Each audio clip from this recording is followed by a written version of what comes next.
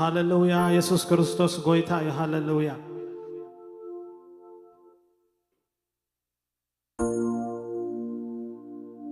ኢየሱስ ክርስቶስ ተማለን ሎምን ንዘለዓለም ሕያው እዩ ሃሌሉያ ሃሌሉያ ክብርን ጎይታ ይኹን ብሽም ኢየሱስ ክርስቶስ ጉባኤና ክንጅምር ኢና እግዚአብሔር ይመስገን ሃሌሉያ እቲ ንዘለዓለም ሃሌሉያ ዘፍቀረና ጎይታ ስሙ ብሩኽ ይኹን ሃሌሉያ ከም ኣምላኽና ዝበለ የለን ከም ንጉስና ዝበለ የለን ሃሌሉያ ንኣምላኽና ክብሪ ይኹን ሃሌሉያ ንሱ ንጉስ ነገስታት ሓያል ኣምላኽ ሃሌሉያ መወዳድርቲ ዘይብሉ ኣምላኽና ንሱ ሕያው እዩ እግዚአብሔር ይመስገን ነዛ ዓለት እዚኣ ክንሪኣ ስለ ዝገበረና ብጥዕና ብሓይሊ ሃሌሉያ بحاجوس بالسلام هاللويا أجزي أبيهر نزاق زي أخمري أسلز جبرنا سمو برخي خون هاللويا هاللويا نجزي أبيهر كبري خوننا كلها أنا أبزلنا يا أخوينا نقول تخبري خنا مسجونين أجزي أبيهر يمسكن هاللويا أبزلنا يا بزي قدس بنحلف وبزي قدس هاللويا أجزي أبيهر العلو خنا تاتنا أسلز خونه أملخنا العلو كله أسلز خونه እግዚአብሔር አምላክና ሃሌሉያ ምሳና ስለዝኾነ ሃሌሉያ ሃሌሉያ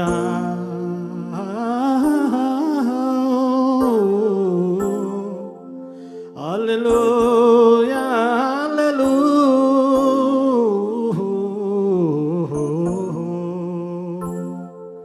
ሃሌሉያ ነዚገር መኒ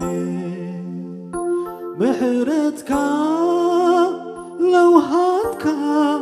تقاقا أنا زيقر مني تعقستغا نعاي متاركا نقزي أبيهر كبري خلنا هاللويا محرتو سلز أرانا هاللويا تقو سلز أرانا እግዚአብሔር ስሙ ብሩኽ ይኹን ሃሌሉያ ተመስገን እግዚአብሔር ነመስግነካ ኣለና ወእግዚአብሔር አምላኽ ብጥዕና ወእግዚአብሔር አምላኽ በኃይሊ ብጸጋ በመሕረት ከሊልካና ያኸሞ እግዚአብሔር ነመስግነካ ኣለና ኣብዘለና ያኸሊና ወእግዚአብሔር ኣብዝኾነ ኮይና ወእግዚአብሔር ናብ ማሕደርካ ቢልና ንጥምት ኣለና እግዚአብሔር በኢየሱስ ክርስቶስ ስም ወእግዚአብሔር ማሕደራትካ ዓብይ እግዚአብሔር ሃሌሉያ ሰላምካ ክንደይ ዓብይ ጎይታ ኢየሱስ ማሕደራትካ ክንደይ ጽቡቕ እዩ እግዚአብሔር ሃሌሉያ ዓብይ ኸሞነ መስግነካ ኣለና ጎይታ ኢየሱስ ከማኻ ዝበለ የለን ወእግዚአብሔር ንጉስ ነገስታት ኣምላኽ ሓቂ ሃሌሉያ ርእሰ ሓያላት ንስኻ በይንኻ ኢኻ እግዚአብሔር ሆይ ተመስገን ሃሌሉያ ነመስግነካ ኣለና ኣቦ ተመስገን ሃሌሉያ ሃሌሉያ ሃሌሉያ ሃሌሉያ ሃሌሉያ ኢየሱስ ጎይታይኻ ክብርና ዓኻ ይኹን እግዚአብሔር አምላኽና ንውድሰካ ኣለና ልዕል ነብለካ ኣለና ሃሌሉያ ሰላምና ብሓዝ ስለ ዝገበርካ ተመስገን ብሓጎስ ክንወፅእ ብሰላም ክትስነ ስለ ዝገበርካ ተመስገን ወእግዚአብሔር ንዓኻ ኸነምልኸካ ዕድል ስለ ዝሃብካና እዛ ዓብ ዕፃዚ ስለ ዝሃብካና ጎይታ ኢየሱስ ነመስግነካ ኣለና ብኢየሱስ ክርስቶስ ስም ወእግዚአብሔር ዝምስተውዓል እዚ ስለ ዝሃብካና ተመስገን ካባኻ ስለ ዝኾነልና ተመስገን ባእኻ ይኹሉ ወእግዚአብሔር ባእኻ ይኾይንልና እግዚአብሔር ባእኻ ወእግዚአብሔር ሰላምና መልዩ ባእኻ ወእግዚአብሔር ታውና ሙፃና ጸቢቕሞ ነመስግነካ ኣለና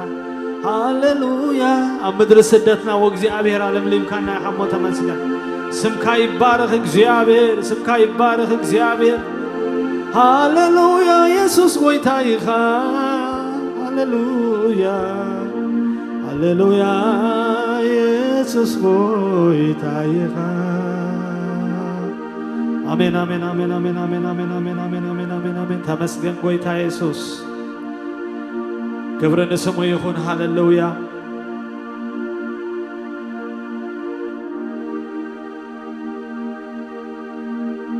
ቃል አምላኽ እንታይ ዝብል እግዚአብሔር ይመስገን ቃል ሓቂ ኸነንብብ ሞ እግዚአብሔር ይመስገን ክቅፅል ኢና እግዚአብሔር ይመስገን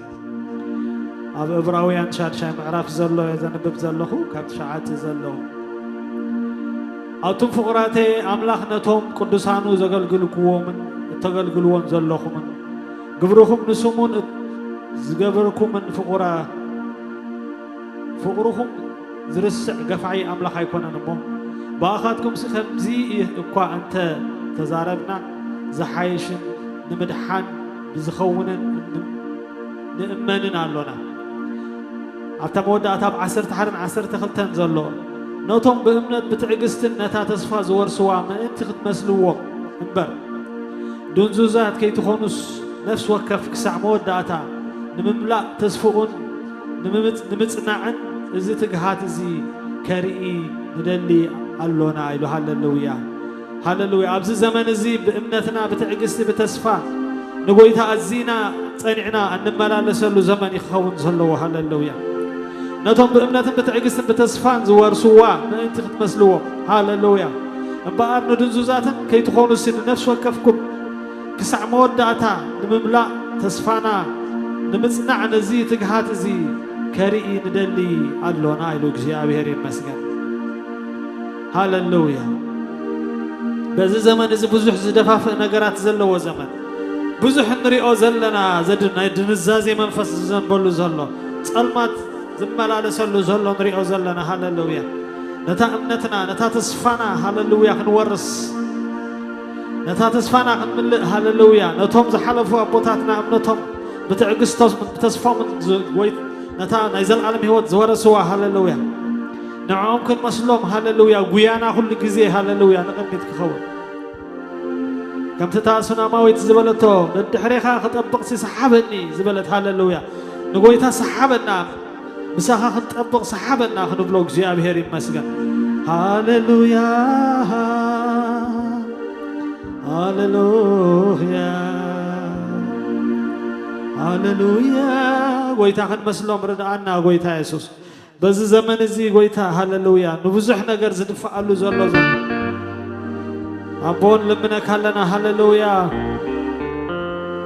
هاللويا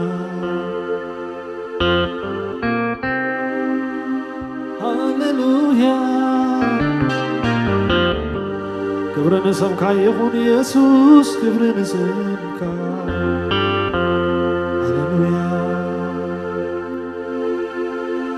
سمايات زفانكا مدر وانت خونه مرقتي اقرخا مرقتي اقرخايا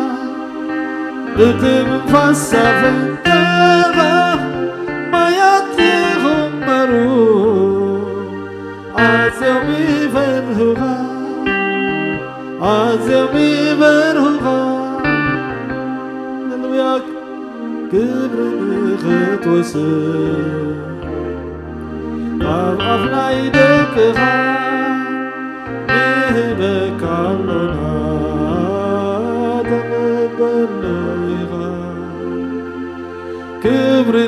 خط وسر أفنا يدك خا نهبك علنا تقبل لغا كبري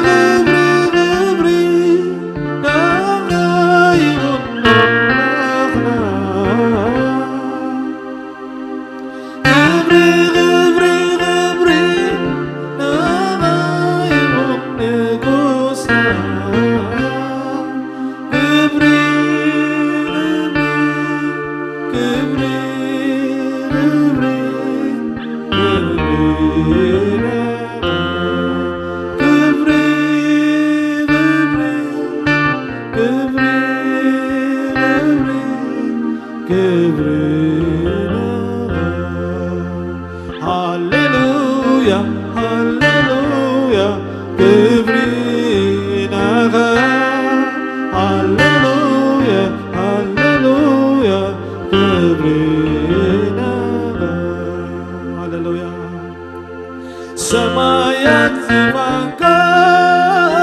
بدر وانت خونه مرقتي اقرغا مرقتي اقرغا بتنفسا في التغا ما يغمرو عزم عزيم يبروها كبرنا نتوسل أبناء دكها نهبك علنا تقبل ويرا كبري غبري غبري أغايون يسوسنا كبري غبري غبري أغايون أملاقنا كبري كبري كبري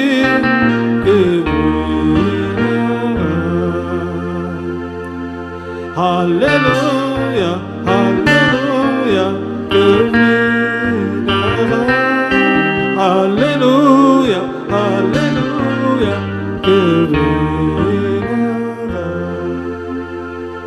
هاليلويا هاليلويا هاليلويا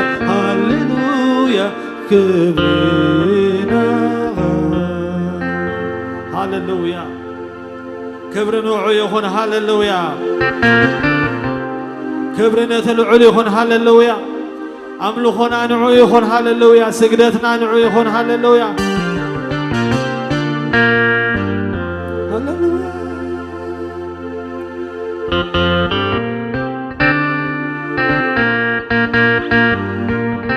هاليلويا هاليلويا من يوهم يسوس من يوهم قويتا زوادا درو زي الخطا مزقبنا تاريخ انه يقنصا فتصوم يلني ونعوز مسا بملو حيلي مسكنك بملو لبي مسكنك نسخاسنا أملاغيها يسوس يسمعان مدحنيها من يوغم يسوس من يوغم قويتا زوادا دروح ذي الخطا مزقبنا تاريخ انو يقنصا فتصوم يلنيون يسوس مسا بملو حيليك قلقلك بملو لبيك قزعك نسخاسنا أملاغيها نسخاسنا نقوسيها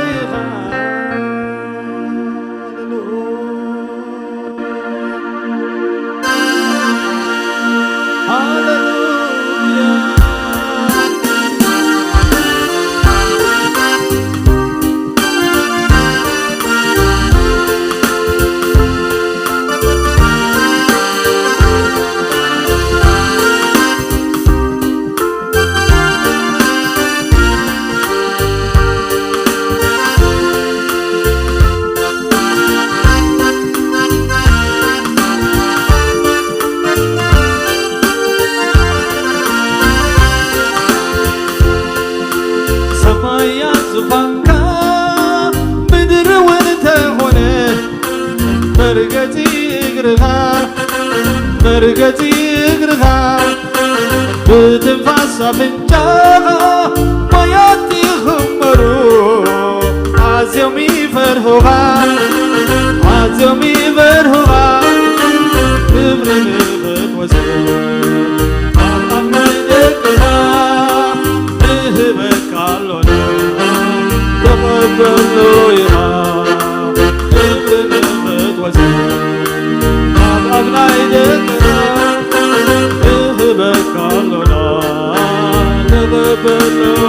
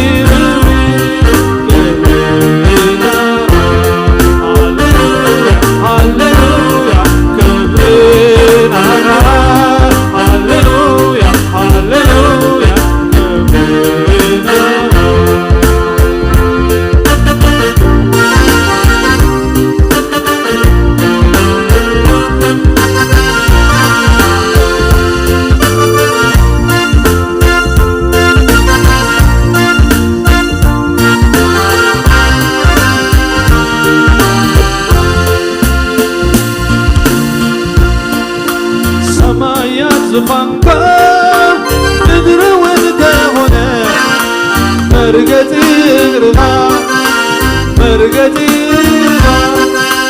بتنفس أفنجاها ما ياتيغم مرو عزيومي فرحوها عزيومي فرحوها كبرنا خطوتي طبعنا يدكنا نهبك علونا كبرنا خطوتي طبعنا يدكنا نغربك علونا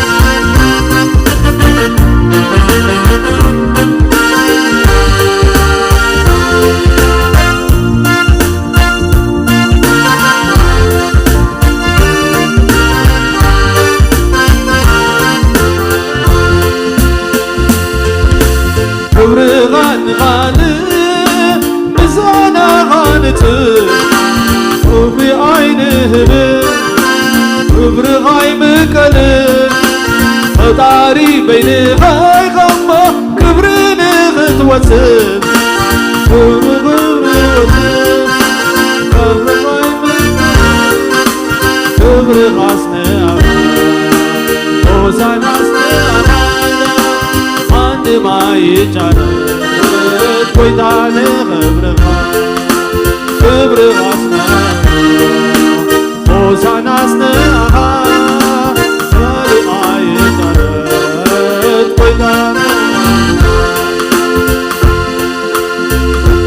كبرغان غالب مسكنا غانتروب اسني عين كبرغاي مكلب فطاري بين غاي غمة كبرن خطوتي قال اي بكع ما ماي بكع كبر غاسنا وزان غاسنا ما يجعلت بدان كبر خاصنا وزان غاسنا ما يجعلت بدان كبري غبري غبري نغاير يسوس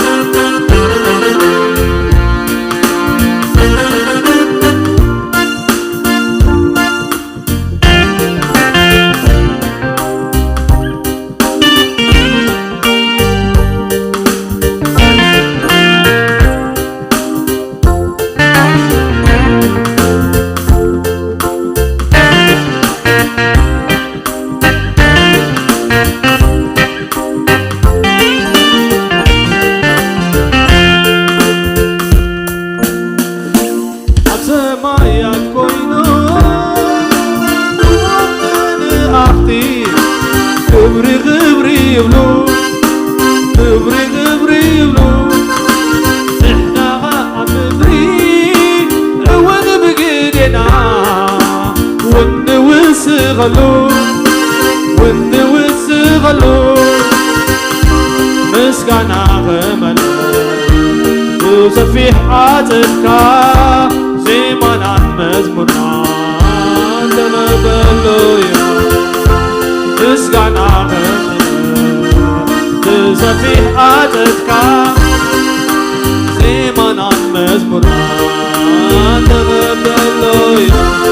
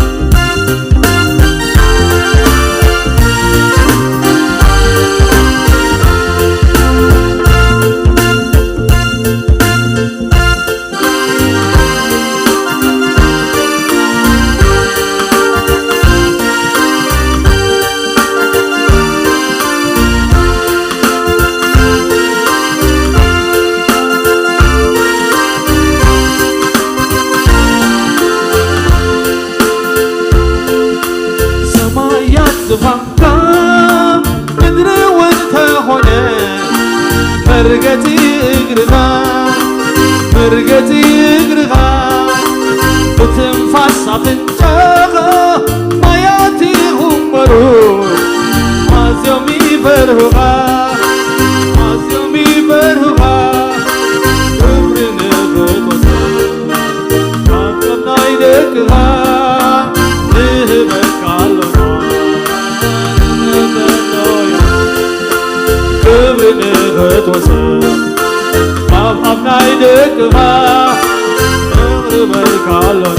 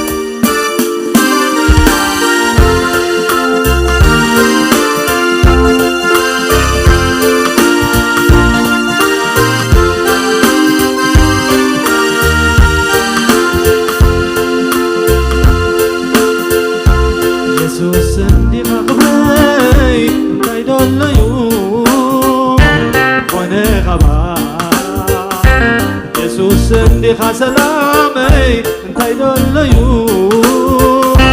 تفلونا دا يسوس سندخ خبري انتي دليو تخوني خبا يسوس سندخ سلامي انتي دليو تفلونا دا قدليو تحسوي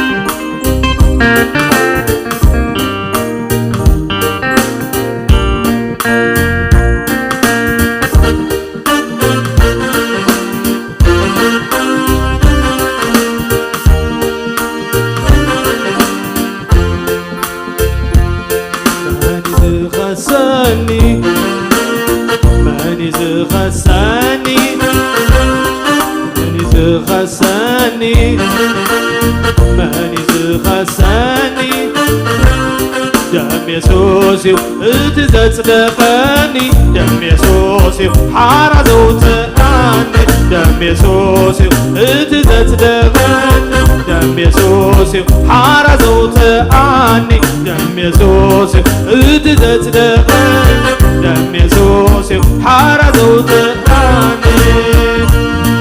ماني زغزاني زغزاني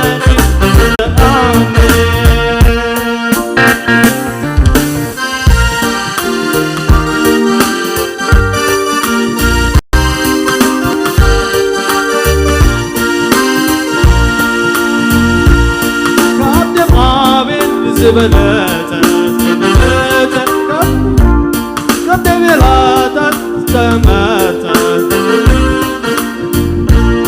يسوس دميز تعتاكو زمتاكو بغبر دمو زتعتاكو قد عامل زبلاتك زبلاتك قد بلادك زتماتك زتماتك يسوس يزنتاكو بغمر دموز تعداكو ماني زغساني ماني زغساني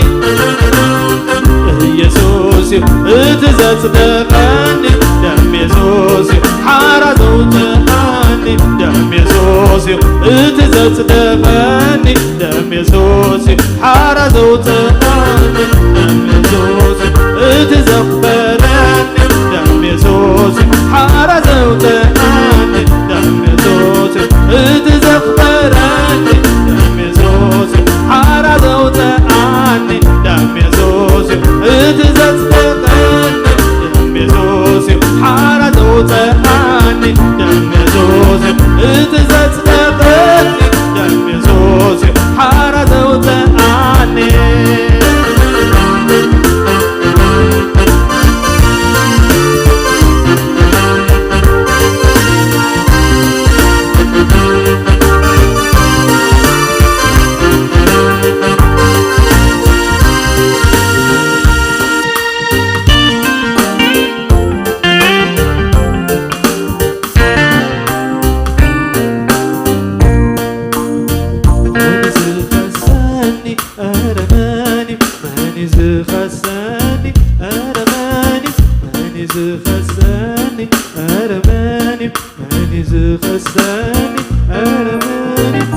يسوسي حارة زوتاني دم يسوسي اتزصدقني دم يسوسي حارة زوتاني دم يسوسي اتزصدقني دم يسوسي اتزصدقني دم يسوسي حارة زوتاني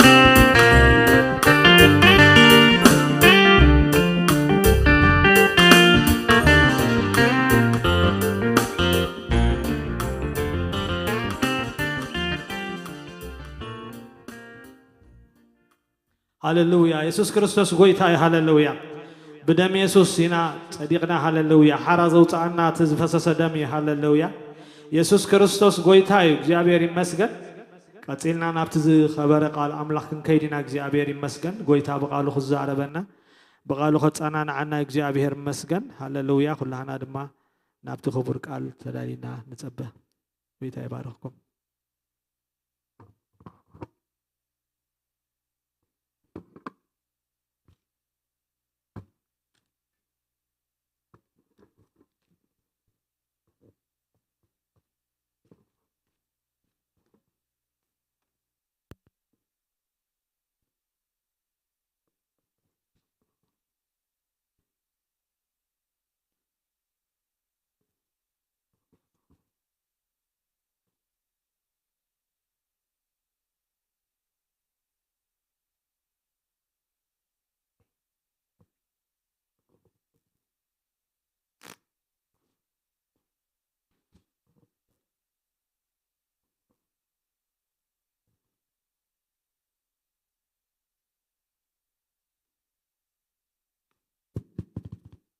እግዚአብሔር ይመስገን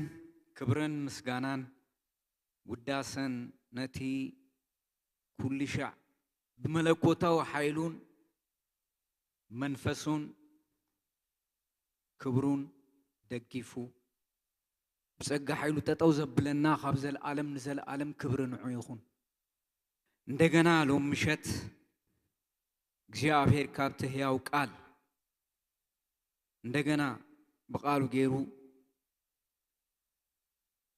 እትዝግባአና ሐሳብ ክነግረና መንፈስ ቅዱስ ክህበና ክንጽልይና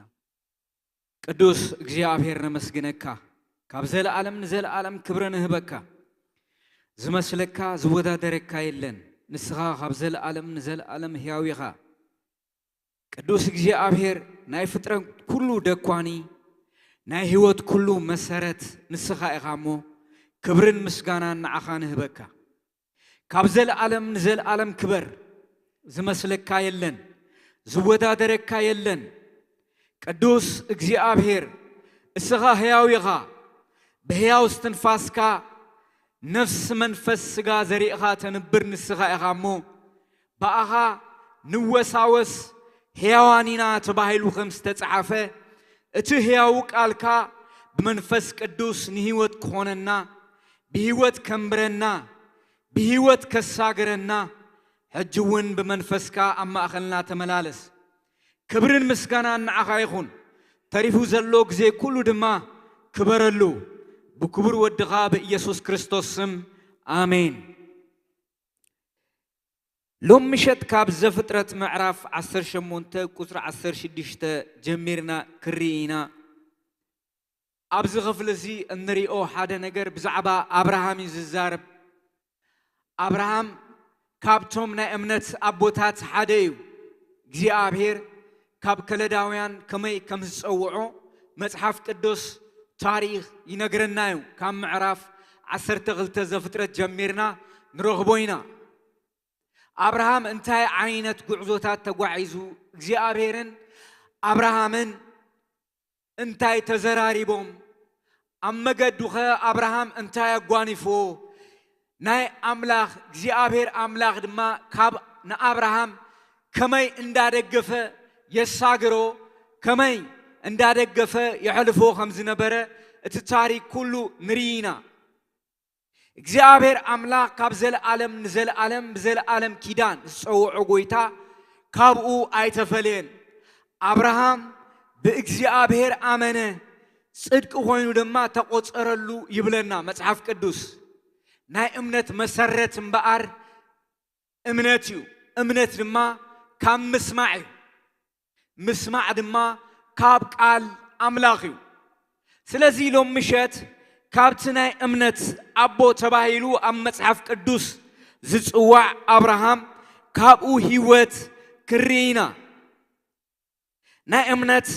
ኣቦታት እንታይ ዓይነት ናይ ህይወት መገዲ ተጓዒዞም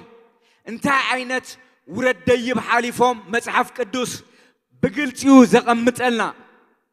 እቲ ሓደ ነገር ግን ናይቲ ውረድ ደይብ ምልኣትን ጉድለትን ዘይኮነ ኣብ አምላኽ ዝነበሮም ተስፋን እምነትን ግን ዝለዓለ እዩ እሱ እዩ እቲ ሓደ ነገር ኣማኒ ክርድኦ ዝግብኦ እሱ እዩ ሰብ ኣብ ህይወቱ ኣማኒ ኣብ ህይወቱ ዓጠቕ ለጠቕ ሓፍ እንዳበለ ኸይድ ይኽእል እዩ እሱ ይኮነን ዋና እቲ ዋና ኣብ አምላኽ ዘለና ተስፋን እምነትን እዩ እሱ ይወሳኒ እሱ ድማ ኣብቲ መወዳእታ ኣብቲ አምላኽ ዝመደቦ ጫፍ ዘብጽሕ ንሱ እዩ ስለዚ ለምሸት ካብ ዘፍጥረት 18 አብርሃም ኣብ ክንዲ ሰዶም ከም ዝለመነ ክንሪኢና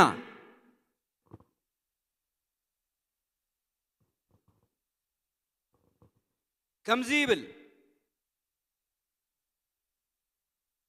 እቶም ሰባት ድማ ካብኡ ምስ ተንስኡ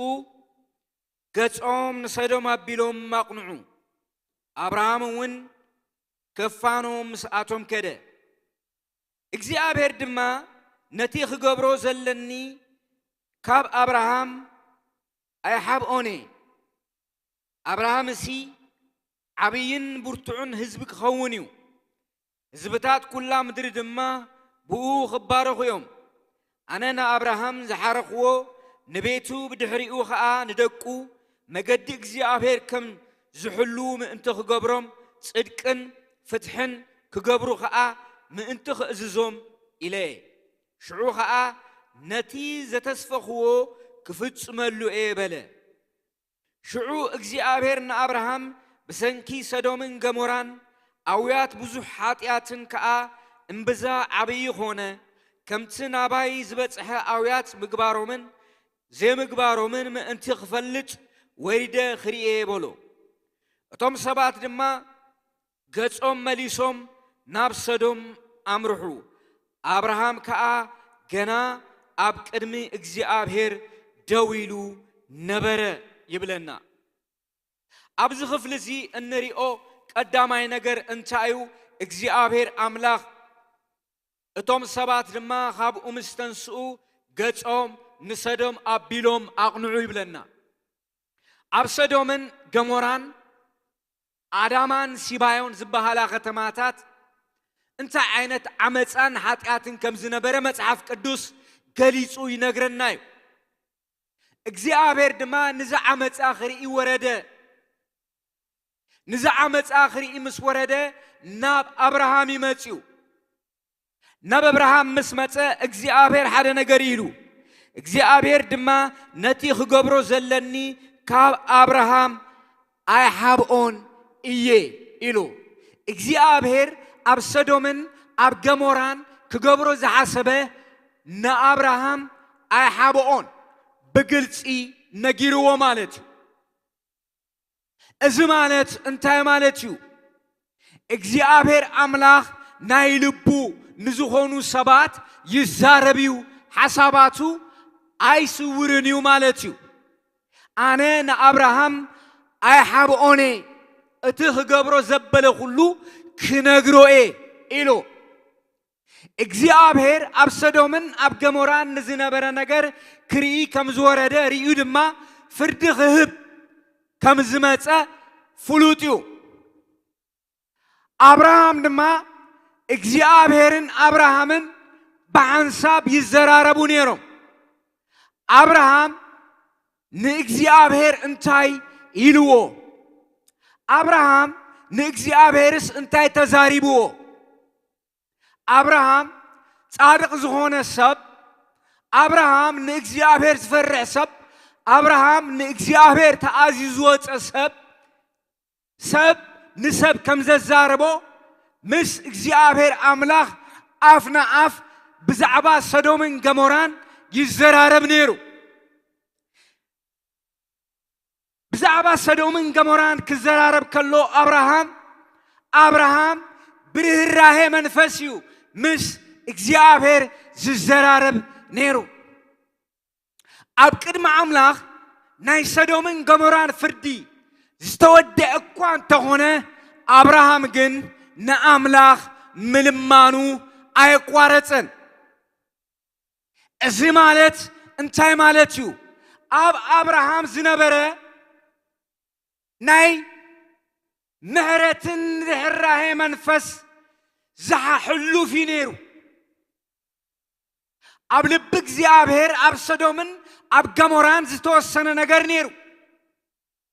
أبراهام جن كمل من عدي وعلى انتايلو نግዚአብሔር يحطو نيرو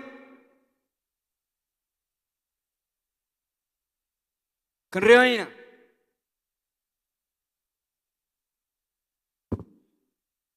أنا أبراهام زحرخو نبيتو بدحري أخا ندقو مجد እግዚአብሔር كم زحلو من انت خجبرم صدقن فتحن كجبرو خا من انتي خززوم إليه شعو خا نتيجة تسفخو كفتش ملو إليه شعو خا نتسفخو كفتش ملو إبله شعو እግዚአብሔር أبراهام بسنكي سدومن جموران أويات بزح حاتيات كا أنبزا عبخونه كمتي ناباي زبصح أويات مقبارو من زي مقبارو من ما انت غفلت وريد خري بلو اتوم سبات لما قصوم مليسوم ناب سدوم امرحو أبراهام كأغنا أبقد እግዚአብሔር دو إلو نبره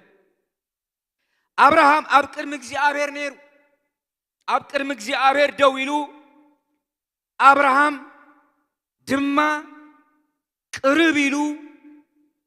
نتي صادقس مسحات إدو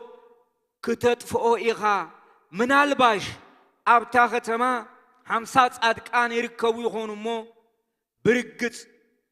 كتطفئ إيخا من تأتوم أب أزلو حمسات أدكان الكاكوا نتابوتا أيتنا حفان كم زبالة نجر مقبارس كاباخا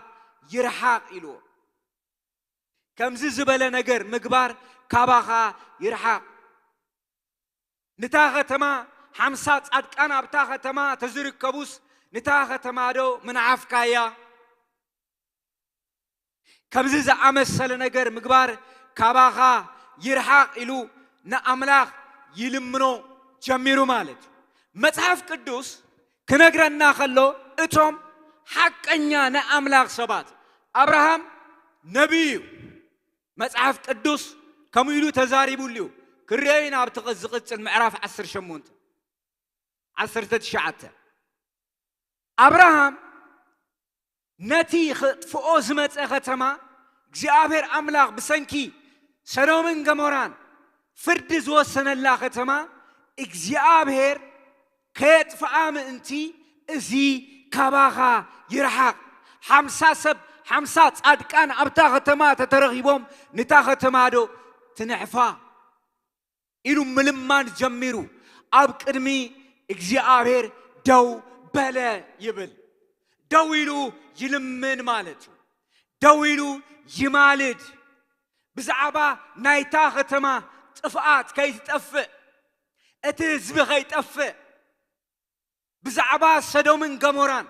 بزح اكي قبر زقبر الله ختما كي تطفئ 50 ጻድቃን ابتا ختما تترغيبهم مئنتهم نتا ختما ايتنعفاندو ازيس كاباخا يرحق نتيزل العالماون هياو زخونا أملاك مسؤو أب قرميو دويلو يزرارب أما أغلات عادكان تترغيبهم أما أغلات قدوسان تترغيبهم نتاخة تمارو تنعفا نتاخة دما يهلف دو تبلا اندابله يلمن من أبراهام صادق فتح زفلت سلازنبره ملمان جميرو نمن نግዚአብሔር አምላክ እንደገና ቀጥሉ እንታይልዎ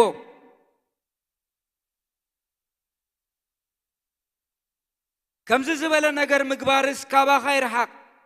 ነቲ ጻድቅ ከም ሓጥእ ቆፂርካ ንጽድቂ ምስ ንጻድቅ ምስ ሓጥእ ምቕታል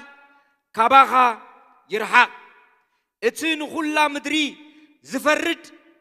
قنعدو ايكونن بلو نتي نخلا مدري زفرد قنعدو ايكونن فردها قنعيو فردها قنع سلازخونه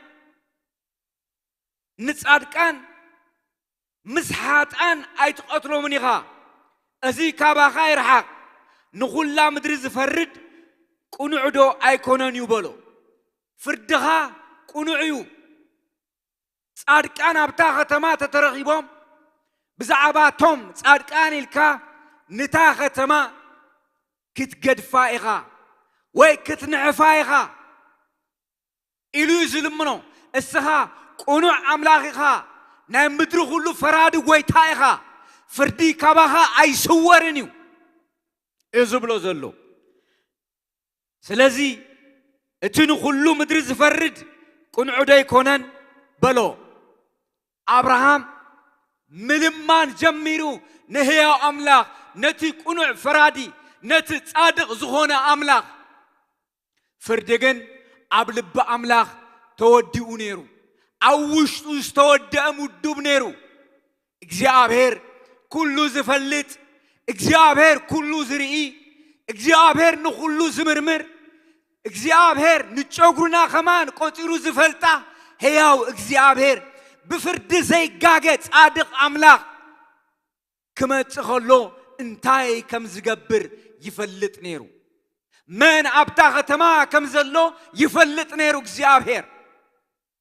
أبراهام جن كم سمتن اتصادق أملاك أنت صادق زون كاغويتا نمدرو كله فرادي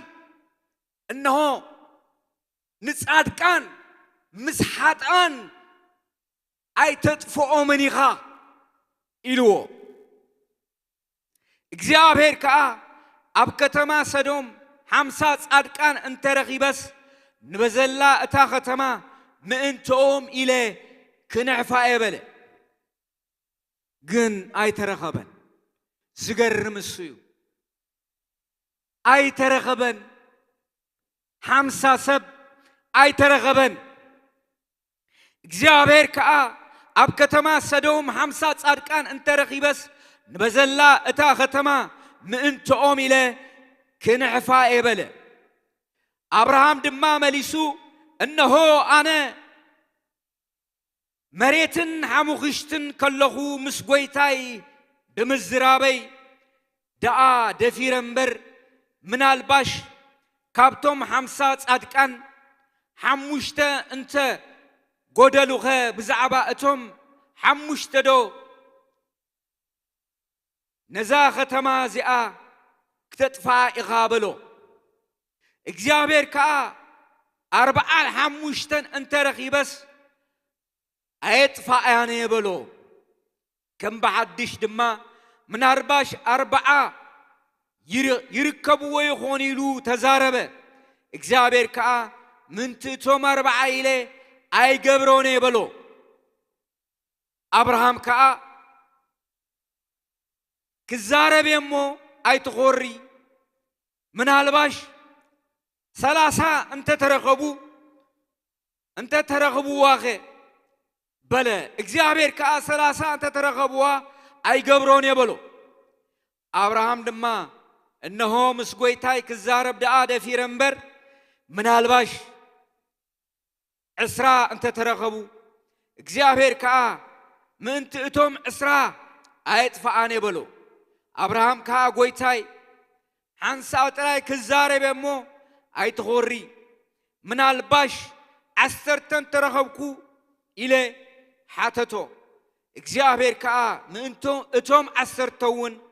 أي تفعاني إلو ملسلو እግዚአብሔር مس أبراهام تزاربو مس ود أخده أبراهام ون نابوتو تملس يبلنا እግዚአብሔርን أبراهامن فيت نفيت تزراريبو زربهم مسودو እግዚአብሔር ውን ከደ አብርሃም ውን ናቦቱ ተመለሰ አብርሃም ብዛዕባ ሰዶምን ገሞራን ፍትሕን ጽድቅን ዘይፈልጡ ዓመፃን ጥፍኣትን ጥራይ ዝመለኦም እግዚአብሔር ምሕረት ክገብረሎም ለሚኑ ምሕረት አምላክ ኣብታ ከተማ ክፈስስ ምሕረት እግዚአብሔር ኣብታ ከተማ ክፈስስ አብርሃም ነቢዩ አብርሃም ጻድቅ ሰብዩ ነይሩ ጽድቁ ድማ እግዚአብሔር ነይሩ ግብሩ አይነበረን አብርሃም በእግዚአብሔር አመነ ጽድቁ ሆይኑ ተቆጸረሉ ይብል እግዚአብሔር ጸሎቱ ሰምዖ እግዚአብሔር ቀሪቡ ዘዘራርቦ እግዚአብሔር እህይሉ ሰምዖ አብርሃም ልቡ ኣብ ቅድሚ እግዚአብሔር ፍጹም ነይሩ ንምሕረት ይጽሊ ነይሩ ምሕረት ኮርደሎም ሰዶምን ገሞራን ጥፍኣት ዘይኮነስ ምሕረት ሞት ዘይኮነስ ህይወት እዚ ናይ ኣምላኽ ሰብ አብርሃም ከምዚ ዓይነት ልመና ኣብ ቅድሚ ኣምላኽ ደው ኢሉ ለመነ ናይ አብርሃም ልቢ ብምሕረትን ብርህራሄን እግዚአብሔር ክዛረበሉ ከሎ ከምዚ ኢልዎ ጽድቅን ፍትሕን ክገብር ከአ ምእንቲ ክእዝዞም ኢሉ ንደቁ ጽድቅን ፍትሕን ዝፈልጥ ሰብ ነይሩ አብርሃም ስለዚ እስኻ ጻድቕ አምላኽ ኢኻ እሞ 50 ሰብ ተረኸብካ ክትመሕራ ኢኻ 45 ተኾኑውን እንታይ ትብል 30 ተኾኑኸ እንታይ ትብል እንዳበለ ለሚኑ መን አብርሃም ብዛዕባ መን ብዛዕባ አሕዛብ ብዛዕባ ንእግዚአብሔር አምላኽ ዘይፈልጡ ብዛዕባ ኣብ ጥፍኣትን ኣብ ሞትን ዝነብሩ መን አብርሃም ለሚኑ ንእግዚአብሔር ለሚንዎ ምሕረት ይፍሰሰሎም ብቶም ጻድቃን ምሕረት ይፍሰሰሎም ተተረኺቦም ኣብ ማእኸል ይፍሰስ ኢልዎ እግዚአብሔር ግን ንቶም ጻድቃን ኢሉ ዝሓሰቦም ኣውፂዎ ኢየሱስ ክርስቶስ ትማልን ሎምን ንዘለዓለም ሕያው እዩ እዚ እዩ ልቢ ከምዚ ዓይነት ልቢ ዝጽሊ ሰብ ከምዚ ዓይነት ልቢ የድልዮ እዩ ዝማልድ ሰብ ከምዚ ዓይነት ልቢ የድልዮ እዩ ናይ ምሕረት ልቢ ብርህራሄ ዝጽልይ ልቢ ሓዘኔታ ዘለዎ ልቢ አምላኽ ከምዚ ዓይነት ልቢ ከምዚ ዓይነት ስምዒት ዘለዎ ይሰምዕ እዩ ኢየሱስ ክርስቶስ ትማልን ሎምን ንዘለዓለም ሕያው እዩ አብርሃም ብምሕረትን ብርህራሄን ንአምላኽ ለሚንዎ ክሳብ መወዳእታ እቶም ሓቀኛ ንአምላኽ ነቢያት ከምዚኦም ዝገብሩ እቶም ሓቀኛ አምላኽ ዝፀውዖም ከምዚኦም ዝገብሩ ብዛዕባ ናይ ዓለም ጥፍኣት ብዛዕባ ናይ ቤተ ክርስቲያን ውድቀት ብዛዕባ ናይ ቅዱሳን ሞት ኣይትምነዩን እዮም ትምኒት የብሎምን ኢየሱስ ክርስቶስ ትማልን ሎምን ንዘለዓለም ሕያው እዩ እዎ ምሕረት እዮም ዝልምኑ እቶም ነቢያት አምላኽ እቲ ብእምነት ንእግዚአብሔር አሜኑ ዝጸደቐ አብርሃም ቅድሚ ሕጊ ዝነበረ ቅድሚ ግርዘትን ዘይምግራዝን ዝነበረ አብርሃም ንሱ ብእምነት ኣብ ቅድሚ አምላኽ ምእንቲ አሕዛብ ለሚኑ ምእንቲ ህዝብታት ማሊዱ እግዚአብሔር አምላኽ ከምዚ ዓይነት ልቢ እዩ ዝደሊ ንዝጽልዩ ሰባት بأمنة صدقوا الصبات كم زي عينة لبي يزدلي كم زي عينة صبات صلوتهم يسمع ملسد ما الله يسوع كريستوس تمالن لومن نزل عالم هياويو أبراهام نبي እግዚአብሔር ነው እስኪ ክሪና እግዚአብሔርና አብርሃም ዝቀረቦ በግብሩ ዲዩ ወይስ በመንታዩ አብርሃም ክልተሻ ኣብ ግብፅን ኣብ አቢሜሌክን ዝገበሮ ንፈልጥና ንሰበይቱን ሳራ እንታይ ከም ዝበለ ግን እግዚአብሔር ከምዚ ክብሎ ንሪ ምዕራፍ 10 ቁጥር 6 ዘፍጥረት አምላኽ ከአ ብሕልሚ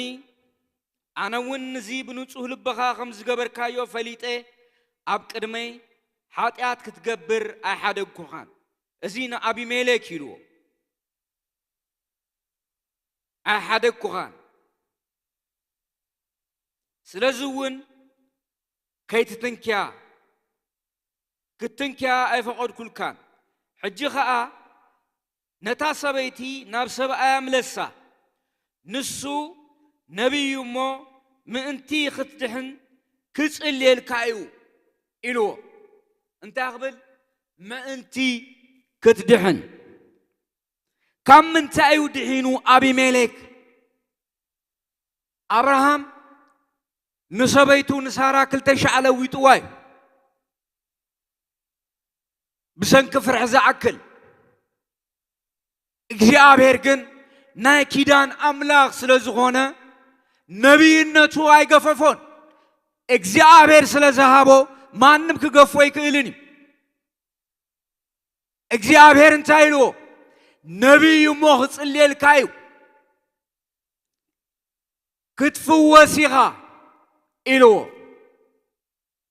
እግዚአብሔር አምላክ ንነገራት ተሳጊሩ ዝርኢ አምላክ ንነገራት አሳጊሩ ዝርኢ አምላክ ስለዚህ እንታይልዎ ክጽልየልካዩ ንመን አቢሜሌክ እትጌጋ አቢሜሌክ አይነበረን አብ አብርሃም ይኔሩ ንትጌጋ ተሳጊሩ እግዚአብሔር ምስ አብርሃም ጠጠው ኢሉ ኢየሱስ ክርስቶስ ትማለን ሎምን ንዘለዓለም ሕያው እግዚአብሔር ንአብርሃም መጺኡ እዚ ጌርካ ኢሉ አይኮነኖን እዚ ጌርካ ኢሉ አይፈረዶን ግን እንታይ ኢሎና አቢሜሌክ ክጽልየልካዩ ኺድ እግዚአብሔር አሞንጎ አትዩ መሊሱ ሂብዎ ኢየሱስ ክርስቶስ ትማልን ሎምን ንዘለዓለም ሕያው ናይ ጻድቕ ሰብ ጸሎት ብስርዓ ኃይል ትገብር ኃይል ለዋ እግዚአብሔር ዝሰምዖ ጸሎት ከምዚሉ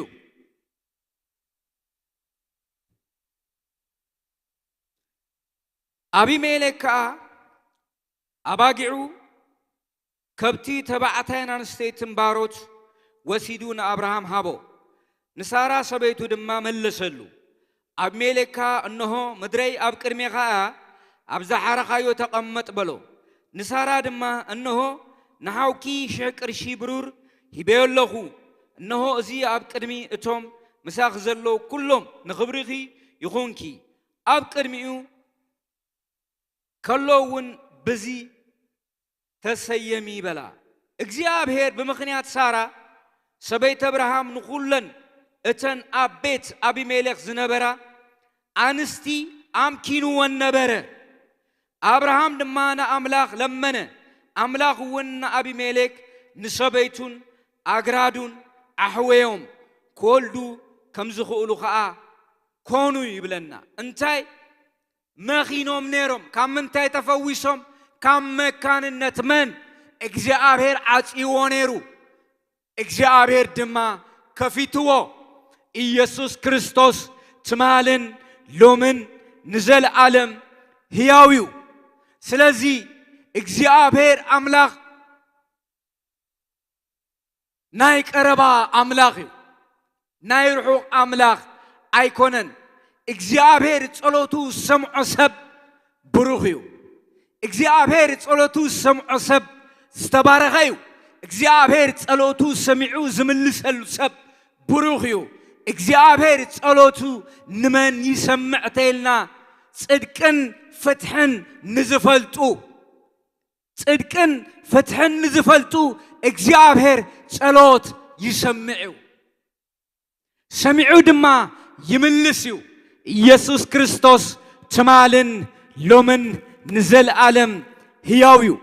እግዚአብሔር ጻድቅን ሕያውን ዘለዓለማውን ዝኾነ አምላክ ስለዚህ ብምንታይ ንርኢ ማለት ነቢያት አምላክ ወይ ድማ ናይ ሓድሽ ኪዳን አመንቲ ብክርስቶስ ኢየሱስ አሚኖም ውሉድ አምላክ ዝኾኑ ብምንታይ ክፍለጡ ይግባእ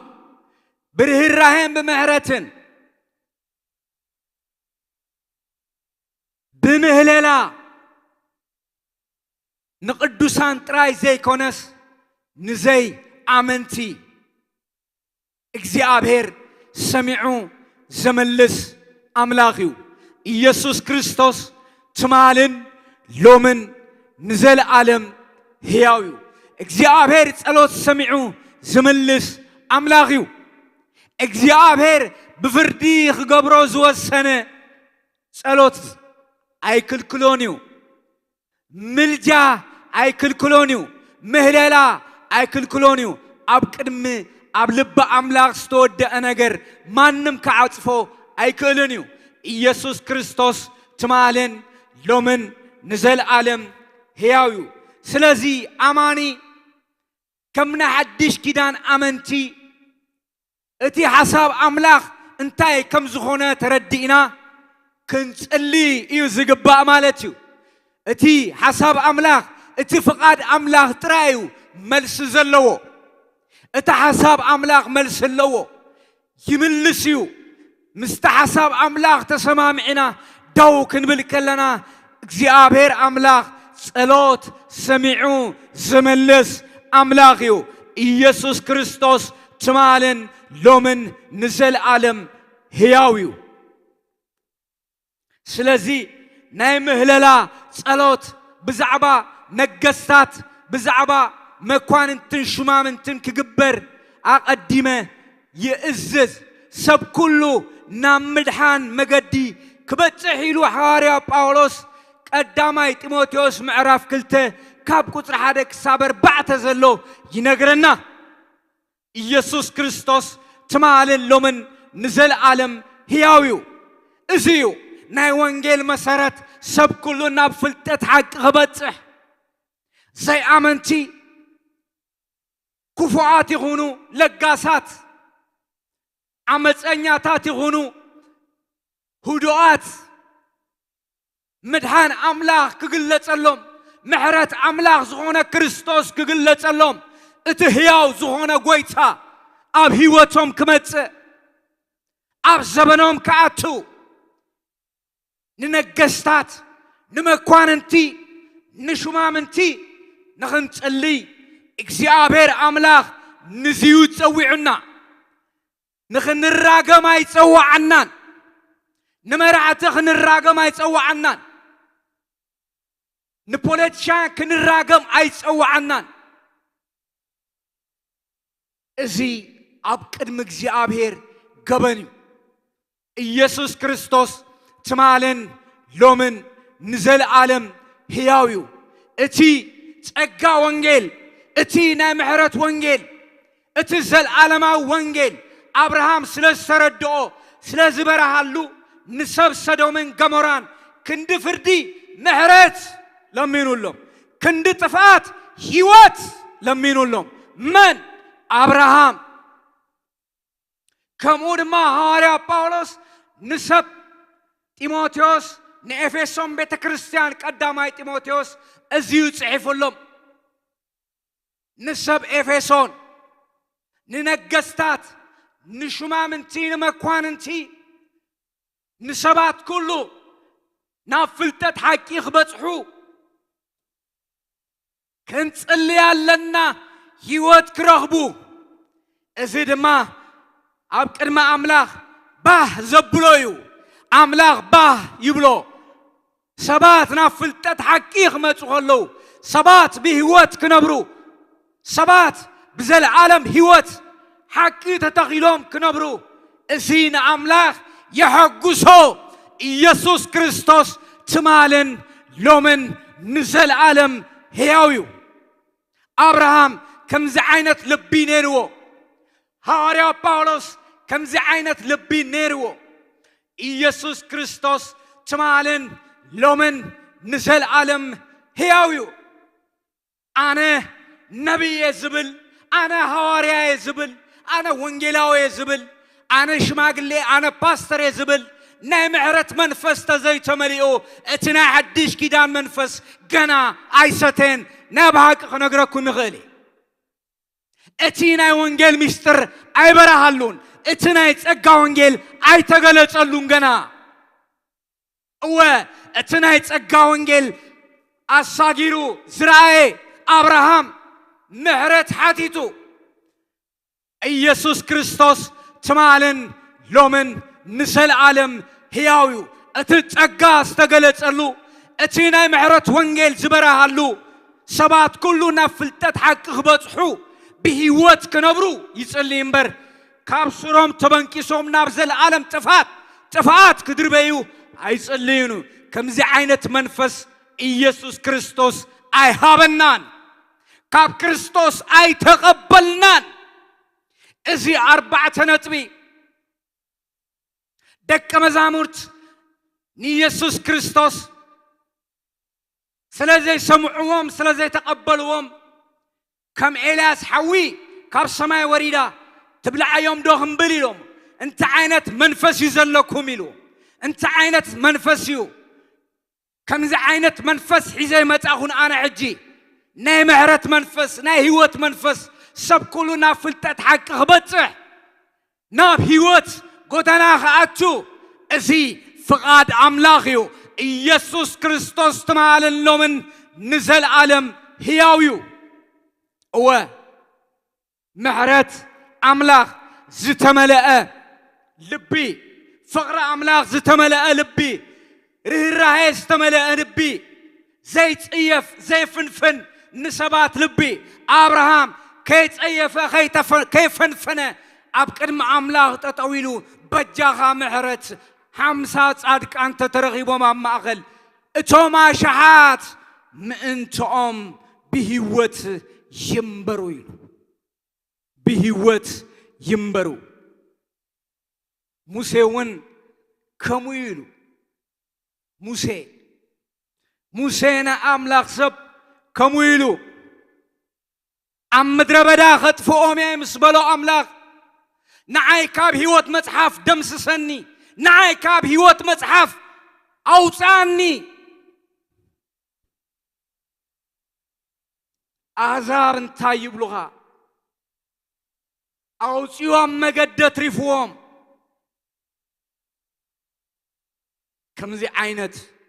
منفس كمزي عينت لبي كمزي عينت كاب كريستوس تراي زركب كاب او تراي زركب تمني سب كروبوي كلني كاب كريستوس ناي كريستوس لبي تواهيبكم يو خبال كلو ازي عينت منفس تقبلكم يخم ايو يسوع كريستوس ام مسكل كوينو همويلو كباج أولو خلو كناسو خلو أمسكال تسقيلو معرتي عاتيتو ود أملاخي خاتب لغامو اسكي ورد كم مسكال ورد نحنا ونكن أمنلكا نبيت مقدس أفريسكا بسلسة ما عالتتعنت اسكي النفس غاد هن إلومو يسوس زقبرو وايفلتونمو يقرب للهم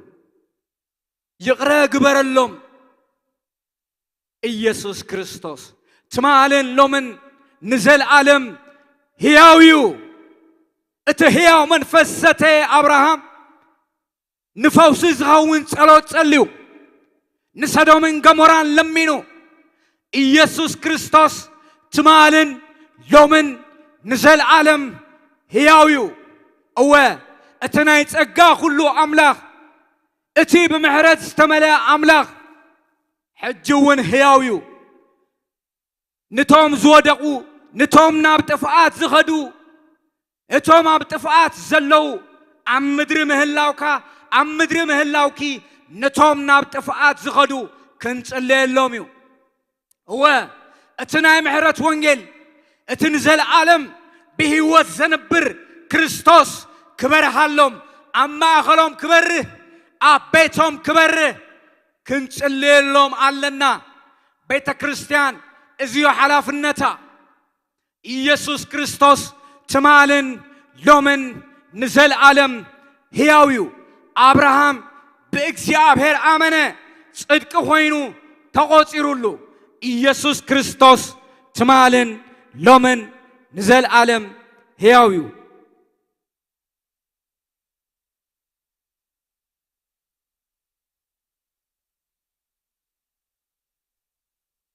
كاب استفلالي خفلتات رينا كنصلينا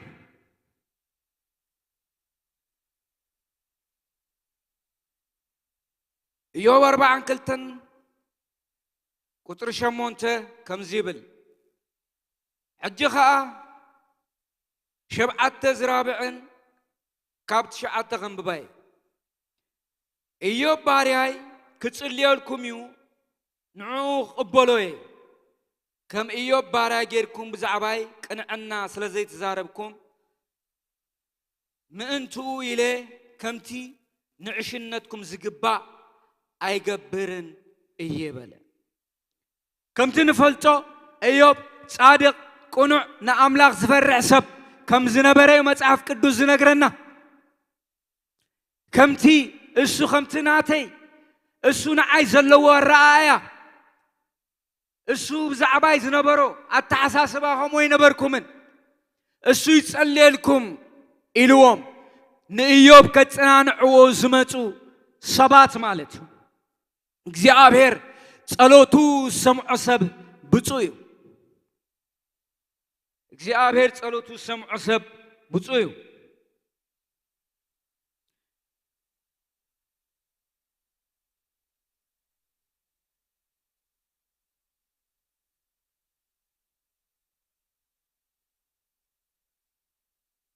ኢየሱስ ክርስቶስ ትማለሎ ምን ዘለዓለም ሕያው قدامي ساموئيل معرف شوعت قطر حموشته كم زيبل ساموئيل دما نخلو إسرائيل أمتبا أكبر نجزابير كا مأنتاهم كلم منو إيه بلو مهلا غيرو أمتبا أكيبو مأنت إسرائيل مهرت أملاق أبتشعو أوان نزنبرو مهرت إجزابير أبلع اليوم كفسس كمت رديت እግዚአብሔር ከሆን ጸልዩ እግዚአብሔር ድማ ሰሚዑ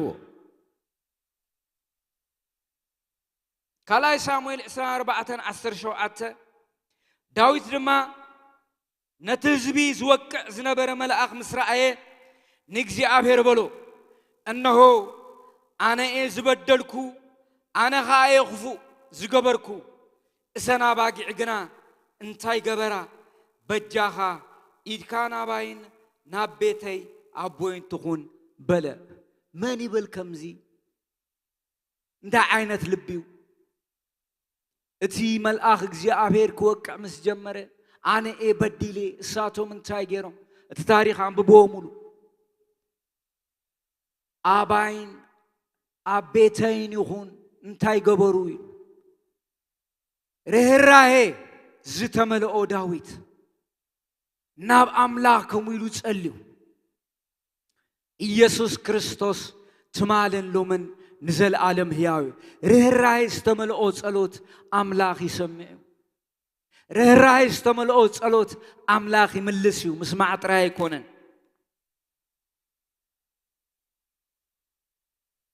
ካልኣይ ነገሥት ምዕራፍ 5:11 ንዕማን ገና ኮርዩ ኸደሞ እነሆ ኣነስ ብርግጽ ወፂኡ بسم እግዚአብሔር አምላኽ ተማህሊሉ ነቲ ለምጺ ዘለዎ ስፍራ በኢዱ ዳሲሱ ዘሕዌኒ መሲሉኒ ነይሩ ኢሉ ኤልሳ ግን ኢዱ የዳሰሰን ኣብ ዮርዳኖስ ኣቲኻ 7 እቱ ውፅእ በል ኢልዎ ንዕማን ዝተጸበዮ ካልኡ እግዚአብሔር ዝገበሮ ድማ ካልኡ ኢየሱስ ክርስቶስ ትማልን ሎምን ንዘለዓለም ሕያው እዩ ክብሪ نأملاخ يخون ኢየሱስ ክርስቶስ ትማልን ሎምን ንዘል ዓለም ሕያው እግዚአብሔር ጸሎቱ ዝሰምዖ ሰብ ብፁዕ እዩ እወ እግዚአብሔር ሰምዖ ጸሎት እግዚአብሔር ሰሚዑ ዝምልሶ ጸሎት እግዚአብሔር ሰሚዑ ከም ልማድ ዘይኮነስ እግዚአብሔር ሰሚዑ ክምልስ ከሎ እግዚአብሔር ጸሎት ሰሚዑ ዝምልስ أملاخيو كم حساب أملاخ استتقليت صلوت እግዚአብሔር أملاخ سمعو يملسيو رهراهي مهرت أوشتو زملؤو كنعنا أوشتو زملؤو صلوت እግዚአብሔር يسمعو ኢየሱስ ክርስቶስ تمالن لومن نزل عالم هياويو ኢየሱስ ክርስቶስ تمالن لومن نزل عالم هياويو محرت زقبرو بصوانيوم نمنتاي كمحاريوم بمحرتن بمهللان زلمنو محرت كاب أملاك قبليوم ጸጋ ምሕረት ክበዝሓሎም እዩ ኢየሱስ ክርስቶስ ትማልን ሎምን ንዘለዓለም ሕያው እዩ ስለዚ ሎሚ ብዛዕባ ሃገረ ኣሜሪካ ብዛዕባ ሃገረ ኤሪትሪያ ክንጽልይ ፍቓድ ኣምላኽ እዩ ልብና በቶም ፖለቲከኛታት ከይተዓንቀፈ መጽሐፍ ቅዱስ ከም ዝብለና ብቕንዕናን ብምሕረትን ብለውሃትን ኣብ ቅድሚ ኣምላኽ ክንቀርብ ፍቓድ ኣምላኽ እዩ ንምድሪ ዓለም ኩላ ዝፈርድ እግዚኣብሔር ስለ ዝኾነ ፍርድና ኣምላኽ እንዳገደፍና ግቡእና ክንገብር ግን ፍቓድ ኣምላኽ እዩ ኢየሱስ ክርስቶስ ትማልን ሎምን ንዘለዓለም ሕያው እዩ ሰብ ሓደ ግዜ ዘይኮነስ ኩሉ ግዜ ስምዒታዊ ይኸውን እዩ እቲ ኣብቲ ፍርዲ ኣምላኽ ወይ ኣብቲ ዙፋን ኣምላኽ ኮፍ ኢሉ ክፈርድ ይደሊ ንዓና ዝተዋሃበና ቀዳማይ ጢሞቴዎስ ምዕራፍ 2 ካብ 1 ክሳብ 4 ዘላ ክፍልያ እወ ከምቲ ዝተዛረቦ ኣብርሃም ንምድሪ ኩላ ብቕንዕና ትፈርድ ኢሉ ንምድሪ ኩላ እግዚኣብሔር ብቕንዕና ዝፈርድ ኣምላኽ እዩ ስለዚ ግን ኣብርሃም ግቡኡ ገይሩ እንታይ ምህለላ ኢየሱስ ክርስቶስ ትማልን ሎምን ንዘለዓለም ሕያው እዩ እወ ብዘይ ተጉላባነት ቁኑዕ ብዝኾነ መንፈስ ብጸጋ ከም ዝደሓነ ህዝቢ ከምኡ ኮይና ክንጽልይ ከለና እግዚኣብሔር ጸሎትና ይምልሶ እዩ ኢየሱስ ክርስቶስ ትማልን ሎምን ንዘለዓለም ሕያው እዩ ጸሎት ሰሚዑ ዝምልስ ኣምላኽ እዩ እግዚኣብሔር ኢዱ ካብ ምስራሕ ኣይተዓጽርን እያ እዝኑ ካብ ምስማዕ ድማ ኣይትበኩርን እያ እዝኒ ዝፈጠረ ይሰምዕ እዩ ኢድ ዝሃበ ይሰርሕ እዩ እግዚኣብሔር ኣምላኽ ጸሎትና ክነስተኻኽል ልብና ክነስተኻኽል ስምዒትና ተስተኻኺሉ ኣብቲ ሓቀኛ መንፈሳዊ መስመር እወ ኣብቲ ሓቀኛ ኮኔክሽን ተኣቲና መልሲ ኣብኡሎ ካብ ቁዘማ ንወፅእ ካብ ሓዘን ትወፅእ ናብ ዕረፍቲ ትበጽሕ ውሽጥኻ ሓይሊ ይምላእ ውሽጥኻ ሓይሊ ይምላእ ካብ ሕቶታትካ ንላዕሊ ትነብር ኢየሱስ ክርስቶስ ትማልን ሎምን ንዘለዓለም ሕያው እዩ ኣብርሃም ሕቶታት ነይርዎ ብዛዕባ ይስሐቅ ይሓትት ነይሩ ሕቶ ነይርዎ ግን እቲ ሓቀኛ መንፈሳውነት ስለ ዝነበረ ካብ ሕትኡ ንላዕሊ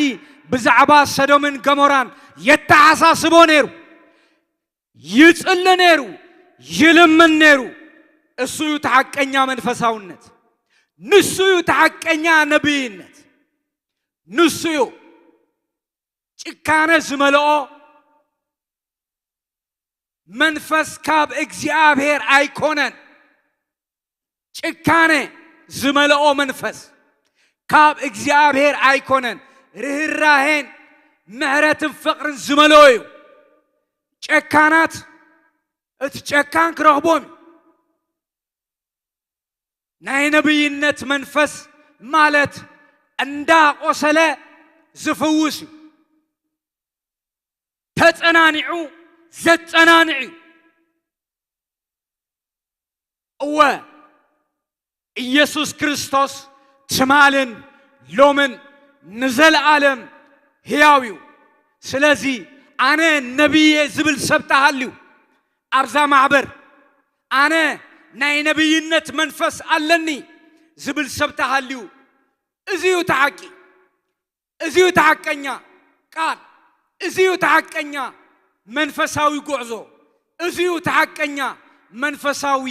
ህይወት ሓጠቕ ጠለቕ ክትብል ትኽእል ኢኻ ግን እግዚአብሔር ምሳኻ ኸውን እወ ንሱ ተሐቀኛ መንፈስ ኢየሱስ ክርስቶስ ትማልን ሎምን ንዘለዓለም ሕያው እዩ ጸሊና ክንውዲና ኦ ኢየሱስ ክርስቶስ እቲ ሐቀኛ መንፈስካ እቲ ናይ ምልጃ መንፈስ እቲ ሐቀኛ መንፈስ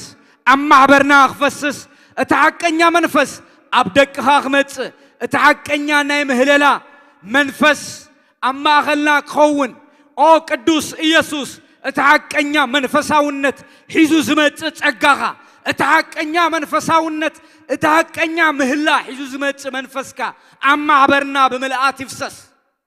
بيمان بጸጋም بوشتم بدقن ملآتكا يقلت ጸጋ خبرغا أما أخلنا بمنفس قدوس بملآت يفسس بጌታ በኢየሱስ ክርስቶስም ጸጋ ኃይልኻ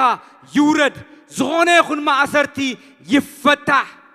የእምሮ ይፈታሕ ልብ ይፈታሕ መንፈስ ይፈታሕ ሕልና ይፈታሕ ክብርን ምስጋናን ውዳሰን አምልኾን ንዓኻ ንህበካ ኣለና ተሪፉ ዘሎ ግዜ ኩሉ ንዓኻ ንህበካ ክብሪ ውዳሰ ንዓኻ ይኹን ዝምሸት እዚ ንኽብርኻ ግበሮ ጸጋኻ መንፈስካ